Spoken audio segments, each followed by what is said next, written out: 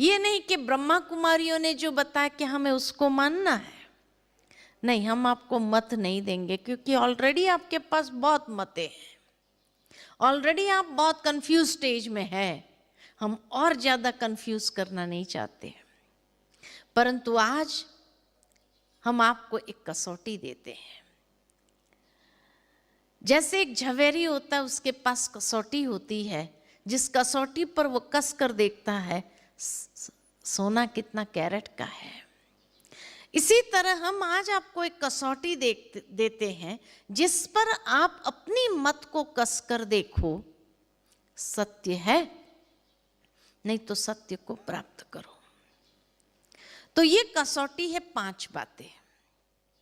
सबसे पहली बात है कि ईश्वर उसको कहा जाता है जो सर्व धर्म मान्य हो, जिसको सभी धर्म वाले ईश्वर के रूप में स्वीकार करे, उसको कहेंगे सत्य। ये नहीं कि हिंदुओं का भगवान अलग है तो मुसलमानों का अलग है तो क्रिश्चियनों का अलग है, नहीं, God is one. So he should be universally accepted by all the religions of the world as God. Right? दूसरा, परमेश्वर उसको कहेंगे जो सर्वोच्च शक्ति हो, जिसके ऊपर कोई नहीं होना चाहिए, जो सर्व का माता पिता बंधु गुरु शिक्षक रक्षक हो। उसका कोई माता पिता नहीं हो सकता है, उसका कोई गुरु नहीं हो सकता है, वो सर्व का सतगुरु है,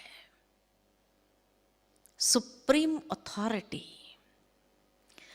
तीसरा, परमेश्वर उसको कहेंगे जो सर्वोपरि हो, यानी मनुष्य आत्माएं संसार के अनेक चक्रों में आते हैं, परंतु परमात्मा इन सभी चक्र से परे है।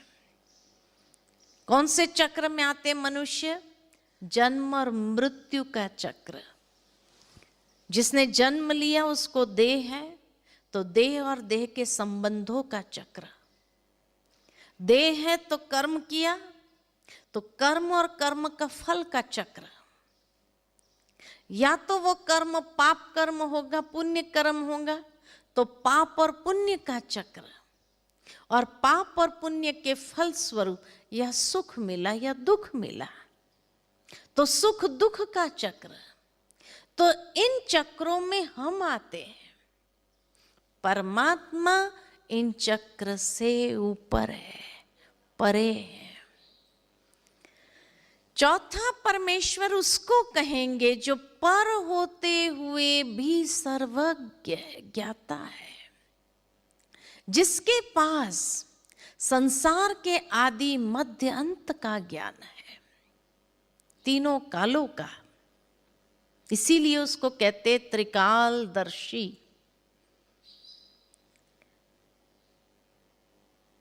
दूसरा, मनुष्य को ज्ञान के दिव्य चक्षु प्रदान करने वाला है, त्रिनेत्री, और जो ब्रह्मा विष्णु महेश के भी रचयिता है, त्रिमूर्ति। तो ये 3 की महिमा भी उसी के साथ जाती है, त्रिकालदर्शी, त्रिनेत्री, त्रिमूर्ति, है ना, सर्वज्ञ। और 5वां, परमेश्वर उसको कहेंगे जो सर्व गुणों में अनंत हो, सर्वशक्तिमान हो, जिसकी महिमा में मां शारदा ने कहा, सागर की स्याही बनाओ, जंगलों की कलम बनाओ, धरती का कागज बनाओ, और स्वयं मां सरस्वती बैठकर लिखे उसकी महिमा, तो भी अपरंपार है जिसकी महिमा। उसको कहेंगे परमात्मा, सर्व गुणों में अनंत, इन्फिनिट इन हिज क्वालिटीज, सर्वशक्तिमान, ऑलमाइटी। तो ये 5 बातें हैं कसौटी। अब इस पर एक एक मत को कस कर देखते हैं, सत्य है, नहीं तो सत्य को प्राप्त करो। पहली बात, जब हम कहते हैं प्रकृति परमेश्वर है, नेचर इज गॉड, क्या प्रकृति के साथ ये पांचों बातें लगेगी? क्या प्रकृति को सभी धर्म वाले ईश्वर के रूप में स्वीकार करेंगे? क्या कहेंगे? आपका विवेक क्या कहता है? करेंगे? क्या प्रकृति को सर्वोच्च शक्ति कहेंगे? कहेंगे? किसी कवि ने बहुत सुंदर ये गीत की लाइन लिखी है, वो कौन चित्रकार है, वो कौन चित्रकार है जिसका चित्र इतना सुंदर है, वो चित्रकार कौन है? तो सत्य क्या है? प्रकृति ही परमेश्वर है कहना सत्य है, या प्रकृति परमेश्वर की रचना है कहना सत्य है? क्या कहेंगे? आपका विवेक क्या कहता है? रचना है कहना सत्य है, तो इसका मतलब प्रकृति को परमेश्वर मानना, that was out of ignorance, अज्ञानता से हमने कह दिया, सत्य तो नहीं है, राइट? दूसरी बात कि जब हम कहते हैं आत्मा सो परमात्मा, ये कहां तक सत्य है?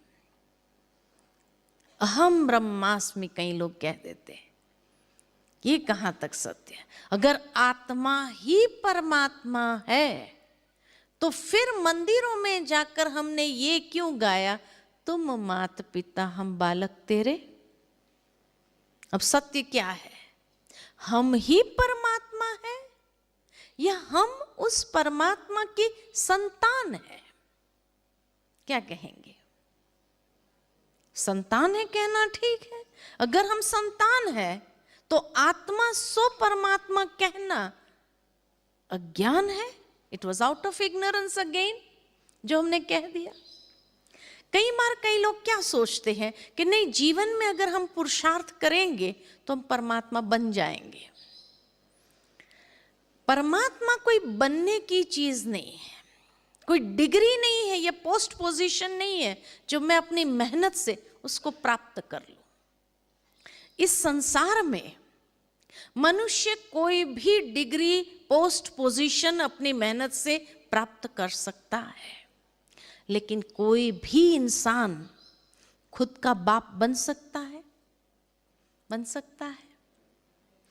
पिता जैसा बन सकता है, पिता जैसा बनकर पिता का कारोबार संभाल सकता है, पिता जैसा बनकर छोटे भाई बहनों को बड़ा कर सकता है, परंतु जब वो अपने पिता के सामने जाता है तब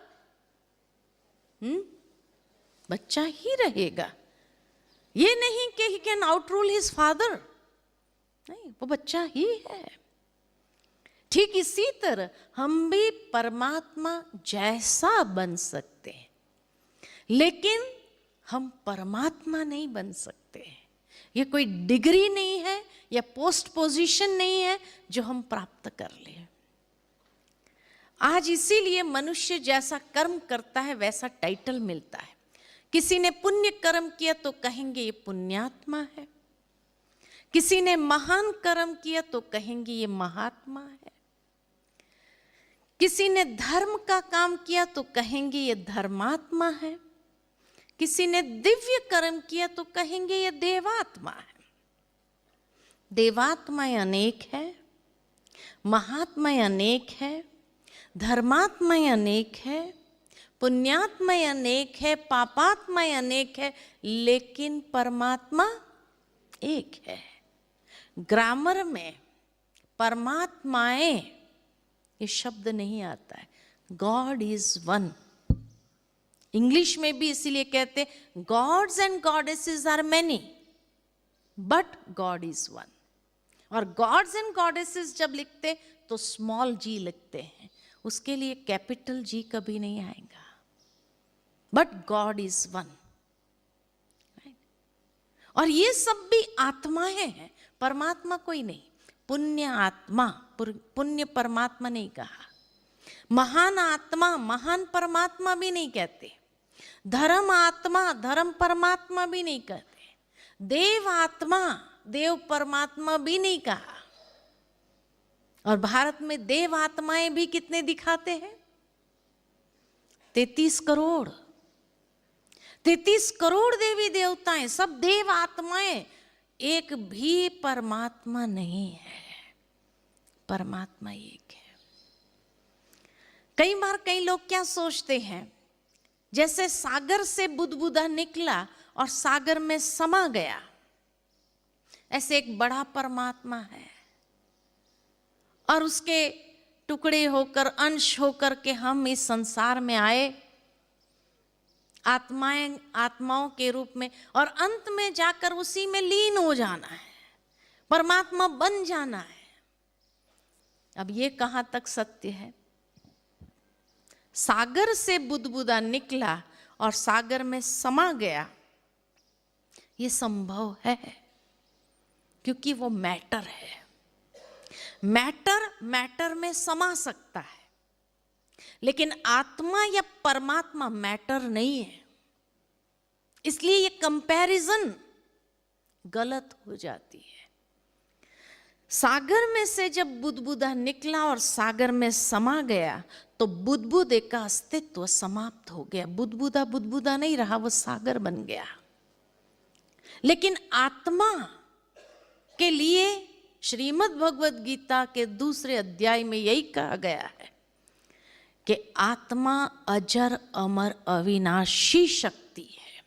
अजर, जर्जर भी नहीं होती है, अमर, मरती भी नहीं है, अविनाशी, जिसके अस्तित्व का विनाश नहीं हो सकता है। तो वो मिलेगी कैसे? अगर मिल गई तो उसका अस्तित्व समाप्त हो गया, तो मिलेगी कैसे? है ना? इसीलिए आत्मा के लिए कहा गया है शाश्वत शक्ति, या इंग्लिश में कहते इटर्नल।